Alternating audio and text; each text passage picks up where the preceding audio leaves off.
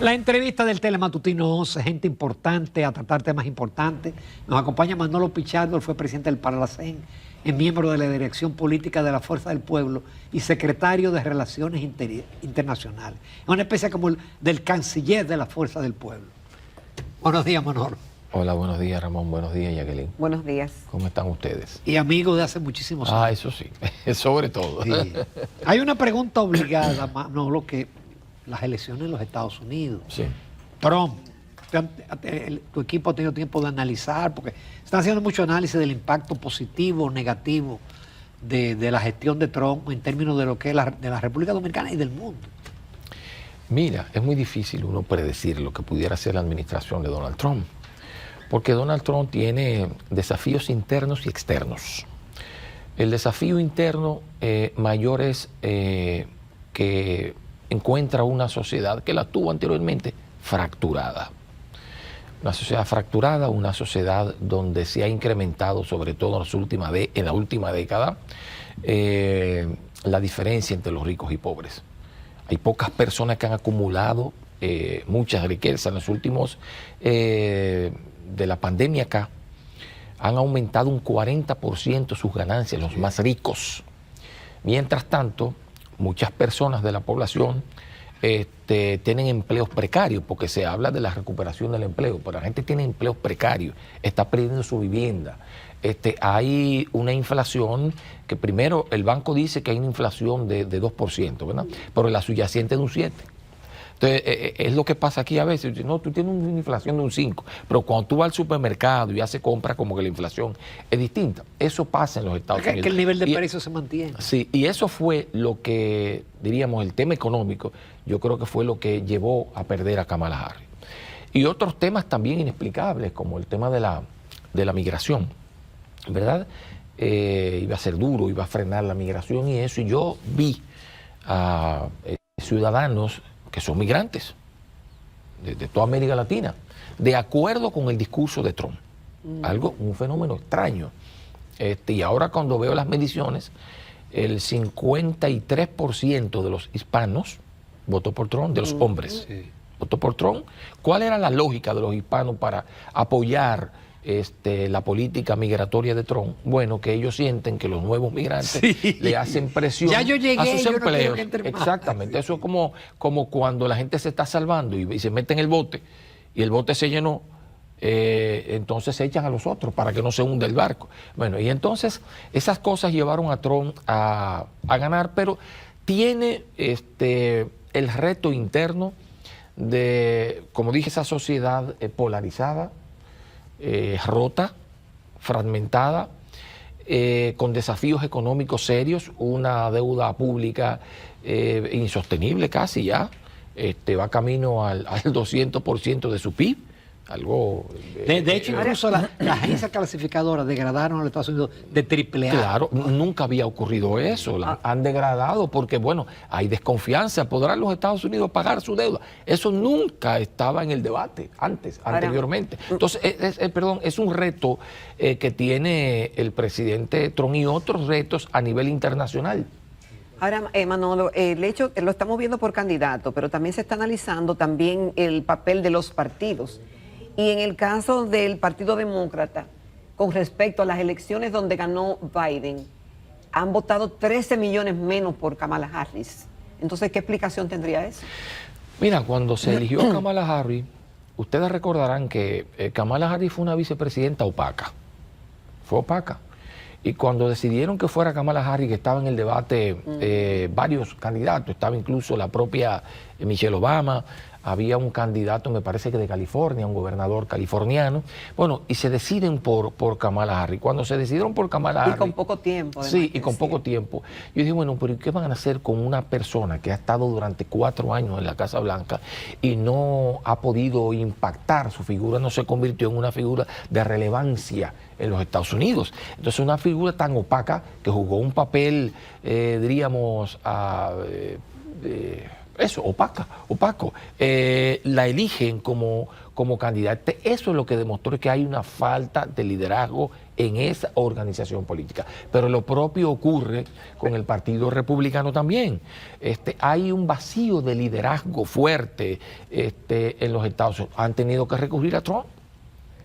Trump es un outsider. Estados Unidos merecía algo mejor que Trump. Claro, Trump es un outsider. Trump no es un individuo de la nomenclatura tradicional del Partido Republicano, ¿verdad? Es un magnate, decidió incursionar en la política, no había un líder importante del Partido Republicano que le disputara la candidatura y ganó aquella vez. Y otra vez lo hizo, porque no ha emergido un líder importante ni en esa organización ni en el Partido Demócrata. Pero decía yo que no solamente tiene el reto de una sociedad fracturada como se está viviendo ahora en Estados Unidos, sino que tiene retos a nivel internacional que tienen que ver con el liderazgo, que tienen que ver con la pérdida de influencia, la pérdida de hegemonía, la pérdida de mercados, la pérdida de aliados y países que le están disputando la hegemonía, como China y otros que están ahora mismo en esta articulación de países llamada los BRICS. Entonces, tiene un reto bastante serio. Ayer vi unas declaraciones de von der Leyen, que es la presidenta de la Comisión Europea, la presidenta de Europa, diciendo que le da temor el triunfo de Donald Trump. Ustedes saben los desencuentros durante el primer gobierno de Donald Trump con Europa, los aranceles, el tema sobre todo de la OTAN, que le decía, ¿por qué nosotros tenemos que pagar la seguridad de Europa? Paguen ustedes su propia seguridad. Entonces ahí viene un tema de posible confrontación con Europa y una reedición de la guerra arancelaria con China. Ya ha dicho el presidente Trump que va a poner aranceles hasta del 100% a los vehículos eléctricos chinos que han inundado el mercado europeo y que si le permiten la entrada a los Estados Unidos, la industria automotriz estadounidense tendrá problemas, sobre todo en los referentes a vehículos eléctricos. Recientemente, aquí redondeo, el CEO de Ford estuvo en China y se compró un Xiaomi. Y le preguntan por qué él compró un Xiaomi. Y dijo, porque me gusta, es el CEO de Ford. Y él dice, yo ando en mi Xiaomi.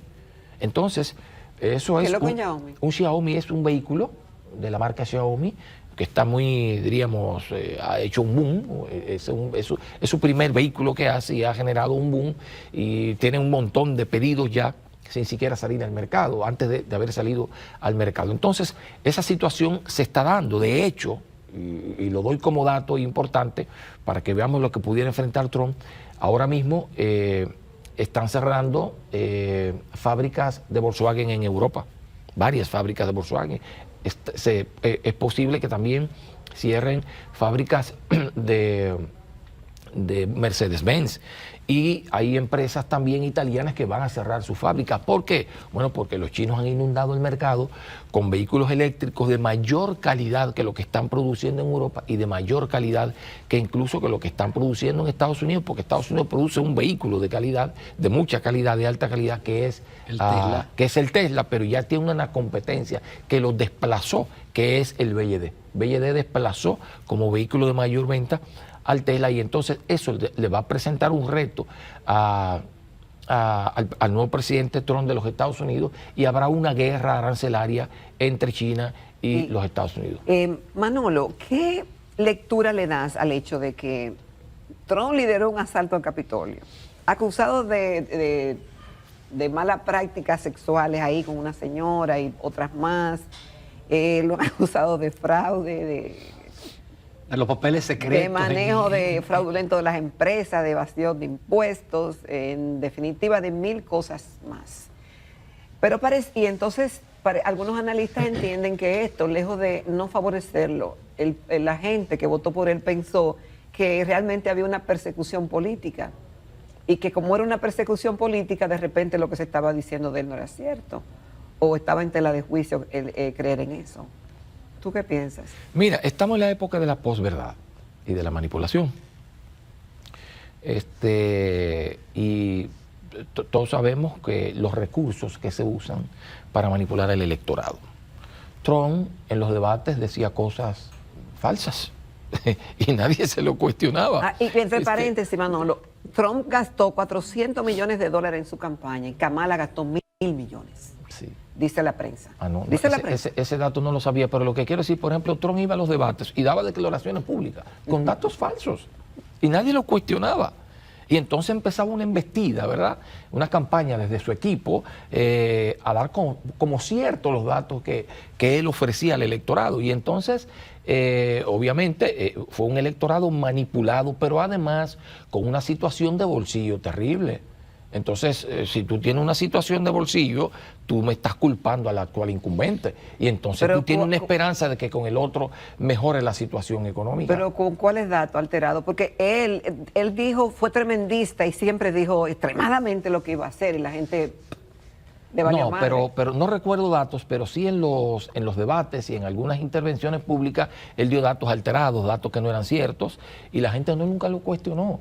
Y es una cuestión muy rara, porque yo digo que en esta época, de la era del conocimiento y de la información, la gente puede cuestionar a cualquier político, se mete a Google y verifica si está diciendo la verdad o no. Entonces, pero en los Estados Unidos se impuso todo lo que dijo Trump, absolutamente todo. Incluso Trump insultaba y la gente lo celebraba.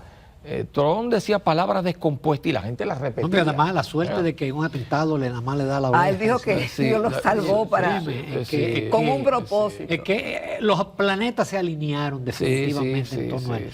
Vamos a una pausa, Manolo, porque en el próximo segmento vamos a hablar del tema que ustedes han dado rueda de prensa, del tratado marítimo con los Países Bajos, que ahora nosotros tenemos con qué devolverte, porque estuvo aquí el canciller de la República el pasado miércoles, estuvo el canciller. Así que volvemos con el tema del tratado marítimo con los Países Bajos, Holanda, porque la gente de los Países Bajos.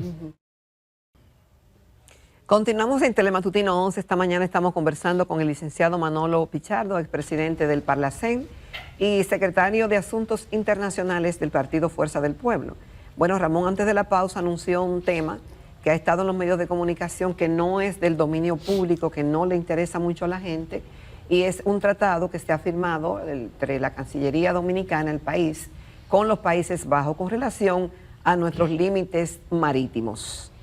En el programa estuvo nuestro canciller, el doctor Roberto Álvarez, y él hizo un recuento de que el primer tratado marítimo se firmó en 1978, luego uno en el 79, luego el tema se reaviva en el 2018 en el gobierno de Danilo Medina, que es quien da instrucción para la creación de una comisión con varios ministerios y varias entidades para justamente discutir lo relativo a este convenio.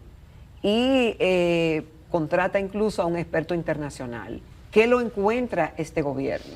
En el 2021 se firma esto y que tiene que ir al Tribunal Constitucional, duró todo ese tiempo ahí, y que se hizo, bueno, que no fue un invento de este gobierno, que ya eso es una continuidad de lo que se había hecho anteriormente, y que se hizo apegado a todo lo que dicen, a las mediciones actuales, de cómo se hacen las mediciones actuales marítimas, y que se ha hecho todo aparentemente correctamente bien. Pero ustedes insisten, vemos que el Partido Fuerza del Pueblo y la Fuerza Nacional Progresista insisten de que es lesivo para el país. Sí se siguieron los protocolos, como dice el canciller, y si eso ya venía caminando desde el 2018, entonces, ¿qué es lo malo que tiene ahora y qué se hizo mal en el proceso? Pero no tiene nada de malo que se estuviera haciendo desde el 18, es bueno que se haga, que nosotros delimitemos nuestro mar con respecto a los países que están cercanos. No tiene nada de malo, es bueno, es positivo. El tema es cómo se hizo. Porque él recurre, o ellos recurren, el gobierno, a los convenios firmados en el 1978 por Colombia y 1979 por Venezuela, y que tomaron como criterio la equidistancia, o sea, el punto medio, ¿no? Para definir. Que a nosotros nos convino. Sí. Bueno, lo que pasa es que en ese momento, además él obvia algunas cosas y no dice algunas cosas, pero en ese momento todavía no conocíamos la Convención del Mar, CONVEMAR, ¿no? Que establece que los estados pueden definir su territorio marítimo partiendo de la equidad o la equidistancia. Y nosotros privilegiamos la equidad. Lo que se hizo con Venezuela y Colombia se partió del criterio de la equidad. Perdón, de la equidistancia, ¿no? De la equidistancia. Pero en ese momento no existía la Convención del Mar. Ahora nosotros tenemos la Convención del Mar a partir de 1982 y esa Convención del Mar nos da la facultad de escoger entre equidistancia y equidad. La República Dominicana, al momento de firmar el convenio, se decide por la equidad. Y entonces este convenio no parte de la equidad para determinar nuestro territorio marítimo. Pero el canciller dijo una cosa en esa rueda de prensa que ustedes hicieron referencia, y es que nosotros ganamos 11 millas náuticas, que equivalen a 37.7 kilómetros cuadrados. Pero él mismo admite que lo que ocurrió fue que al revisar unos datos cartográficos de 1956 y 1969 y volver a hacer la medición cartográfica partiendo del GPS, se dieron cuenta o nos dimos cuenta que había un error, ¿verdad? Y que en aquel momento no se nos concedía las 11 millas náuticas que nos corresponden, lo que hace más grave aún el convenio. ¿Por qué lo hace más grave aún? Porque resulta que nosotros ya teníamos esas 11 millas náuticas y que no estaba registrado en la data por un error. Entonces tú partes una negociación con menos territorio que lo que nos corresponde realmente. ¿De acuerdo? Pero otro tema también que nosotros hemos visto es que el Estado Dominicano en esa negociación no toma en cuenta que nosotros somos un Estado archipelágico. Somos un Estado archipiélago. ¿Qué quiere decir esto? Bueno, pero todavía no somos. Sí somos, por ley, un Estado archipelágico. Estamos... Desde 1997 somos Estado archipelágico. Y entonces no se toma en cuenta... Sí. Eso dice la ley. Ahora, él dijo aquí que cuando el país sometió eso a la ONU, la ley 6607, creo que se llama, donde nos definimos como Estado archipelágico, que significa que tenemos muchísimas islas y bancos cayos y todo. Y cayos y eso. Entonces, él dice que eso se sometió a la ONU, pero que los Estados Unidos los rechazaron. Y Gran Bretaña lo rechazaron, pero pidieron que el país demostrara que éramos un Estado archipelágico. Y él dijo que el país pasaron todos los años y nunca han hecho los estudios para demostrar que somos un Estado archipelágico. Pero sí somos por ley, porque el Estado tiene que defender su ley. O sea, cuando tú vas a una negociación, ¿qué tú tienes que hacer? Respetar tu ordenamiento jurídico. El ordenamiento jurídico de la República Dominicana dice que somos un Estado archipiélago. Partiendo de nuestro ordenamiento jurídico, usted tiene que negociar. ¿Y qué es lo que pasa si tú no reconoces que somos un Estado archipiélago? Bueno, que la base, ¿verdad?, para medir la extensión territorial es menor. ¿Por qué? ¿Cuál sería la base si no somos Estado archipelágico? La isla mayor. Si somos Estado archipelágico, esa será la última isla que tengamos en nuestro territorio, ¿verdad? Y entonces partiendo de esa protuberancia que se toma la base para medir la extensión territorial de la República Dominicana. Si no lo haces desde ahí, entonces estás perdiendo territorio, porque estás obviando la ley, el ordenamiento jurídico de la República Dominicana. Ahora, ¿por qué razón? Él en la rueda de prensa dice, bueno, el Tribunal Constitucional viabilizó, ¿verdad?, la posibilidad de que el Congreso conozca el convenio. E hizo referencia a que nosotros, como Fuerza del Pueblo y otras personas preocupadas por el tema de la soberanía nacional, alegan que hubo votos disidentes y que hubo votos salvados. Pero yo, aunque él lo trató con cierto desprecio, yo quiero rescatar ese argumento por lo siguiente.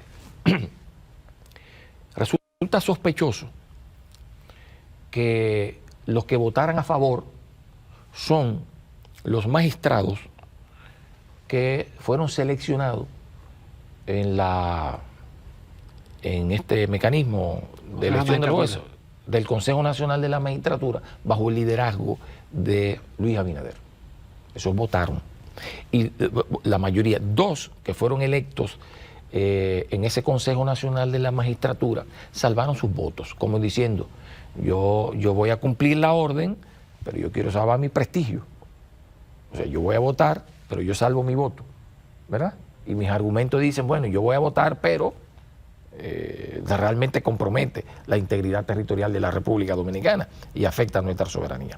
Los otros, todos los que votaron en contra, en sus alegatos, todos hablaron de, argumentaron que se violaba la Constitución de la República, como en efecto creemos que se viola la Constitución de la República, ¿En qué sentido, sobre todo en el artículo 9, cuando prohíbe que se ceda parte de nuestro territorio, y lo viola. Y además, Pero dice cuando... que no se está cediendo. Bueno, nosotros decimos que se está cediendo, y ya dije de las 11 millas náuticas. Tú estás partiendo de que no teníamos, solo partiendo de ahí, de que no teníamos esas 11 millas náuticas, que son 37.7 kilómetros cuadrados. Si tú negocias partiendo de ese error, ya tú estás perdiendo territorio. Pero el canciller dice que ganamos más, que ganamos eso. No lo ganamos porque él mismo admite Que la medición fueron estaba datos, mal hecha. claro, que estaba mal hecha y que por un sistema de GPS se ha descubierto que estaba mal hecho. Entonces ellos partieron de una negociación que nos daba menos territorio que el que teníamos. Por lo tanto, ya ahí estamos perdiendo territorio. Manolo, pero ¿cómo van ustedes a convencer? Porque el asunto va al Congreso. El gobierno tiene mayoría absoluta. Entonces, este es un tema como que no encandila a las masas, porque es un tema que es Muy técnico. muy técnico y legal. Sí lo es. Es decir, hay que leer mucho para uno entenderlo. Entonces, ¿cómo usted logra apoyo popular como para que los congresistas cambien? O, como decía Taveras, que ojalá que el presidente lo retire. El presidente ha retirado tantas cosas que parece difícil que retire este tratado, porque sería ya el cuarto. Pero si él no quiere dejar un legado como ese, funesto para la República Dominicana, donde cedemos soberanía sobre el territorio marítimo, yo creo que él debe retirarlo. Pero yo digo lo siguiente sobre esa pregunta, Ramón. Yo creo que ya más sectores se están sumando. Nosotros iniciamos con una rueda de prensa, recuerdo, en el local de nuestro partido. Luego visitamos a los diputados de la Fuerza del Pueblo y junto con ellos también conversamos con la prensa sobre la inconveniencia de que se apruebe este convenio con los Países Bajos. Pero esta misma semana ya hemos visto que otras personalidades, estuvo Soto Jiménez hablando esta semana, estuvo el ex director de Migración, José Ricardo Taveras también, que tuvo un encuentro, y varias personalidades se están Nosotros sumando. arrancamos con José Ricardo el lunes de la semana pasada. Exacto. Y tengo entendido que la próxima semana habrán juristas, jueces, que también se van a pronunciar en contra de este convenio. Pero tengo la información de que ya se está organizando una manifestación frente al Congreso para pedirle a los legisladores dominicanos que rechacen este convenio. El gobierno está reforzando. Vi ahora que salió en unas declaraciones en los medios de comunicación el embajador de Países Bajos, haciendo dupla con el canciller dominicano para defender los intereses de Holanda. Mientras tanto, mientras el canciller está junto al embajador de los Países Bajos defendiendo los intereses holandeses, nosotros como Fuerza del Pueblo, los dominicanos que entendemos que hay que defender la integridad territorial de la República Dominicana y nuestra soberanía, estaremos enfrentando la idea de que ese convenio se presente ante el Congreso Decía de la también República. el canciller que si el tratado se rompe, entonces tendríamos que ir a una jurisdicción internacional. Probablemente nos llevarían los Países Bajos a una jurisdicción internacional. Bueno, el tema es que nuestra Constitución establece que todo tratado y todo convenio internacional tiene que estar ratificado por el Congreso. Eso dice nuestra... O sea, eso Exacto, no, pero si el Congreso no lo aprueba, se cae el tratado. Bueno, tendremos que discutir de nuevo, porque eso no existe. Hasta que el Congreso no lo apruebe, no existe. Porque eso es lo que dice nuestra Constitución. Eso es una intención de tratado, hasta el momento. es una intención. Es un tratado cuando lo apruebe el Congreso. Si el Congreso lo rechaza, no hay tratado. Eso establece nuestra Constitución. Pero parece difícil que esa mayoría del PRM vaya a rezar. Bueno, yo no lo veo así, por lo siguiente. Todo el mundo pensó que el gobierno iba a imponer la reforma fiscal. Tiene mayoría para imponerla, ¿verdad? Y tenían la intención de imponerla. Pero el pueblo se levantó y empezaron los cacerolazos y empezaron las protestas. Y ya entonces la cosa como que se estaba poniendo un poco inmanejable para el gobierno y no lo pudieron imponer, porque tú puedes tener la mayoría en el Congreso de la República, pero cuando tú tienes de frente al pueblo, es muy difícil que tú puedas imponerlo. Ya pasó anteriormente con una reforma constitucional. Entonces, nosotros lo que confiamos es en que el pueblo se empodere de este reclamo de rechazo a este convenio que afecta nuestra soberanía, nuestra integridad territorial y nuestra seguridad nacional. Manolo Pichardo, que tengan suerte en esa batalla. Gracias, muchísimas gracias por tu participación. Gracias a ustedes. Gracias. Nos vamos a comerciales, retornamos ya a la recta final del Telematutino 11 de este viernes 8, ¿verdad? 8. 8 de noviembre.